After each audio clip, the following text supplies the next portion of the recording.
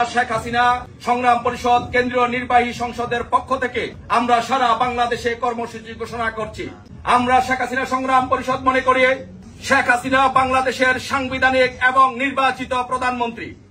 আর এই যে শেখ হাসিনা সংগ্রাম পরিষদের স্লোগান হচ্ছে হয় শেখ হাসিনা নয় মৃত্যু। তাই শেখ হাসিনাকে স্বপদে প্রধানমন্ত্রী হিসাবে শপথে পুনর্বহালের দাবিতে এবং ইউনূসের পদত্যাগের দাবিতে আমরা সারা বাংলাদেশে শেখ হাসিনা সংগ্রাম পরিষদ কর্মসূচি ঘোষণা করছি। 27 অক্টোবর সারা বাংলাদেশে এবং প্রবাসে আমরা প্রতিবাদ মিছিল পালন করব এবং 3রা নভেম্বর সারা বাংলাদেশে শেখ হাসিনা সংগ্রাম পরিষদ সবাইকে নিয়ে বাংলাদেশের সমস্ত জনগণকে আপামার জনগণকে নিয়ে বিক্ষোভ মিছিল পালন করবে। 10ই নভেম্বর ঢাকা এবং গাজীপুরে সর্বাত্মক হরতাল পালন করব। যদি ইউনূস পদত্যাগ না করে এবং নির্বাচিত প্রধানমন্ত্রী শেখ হাসিনার কাছে যদি ক্ষমতা হস্তান্তর না করে, তাহলে আমরা 17ই নভেম্বর সারা বাংলাদেশে হরতাল কর্মসূচি পালন করব।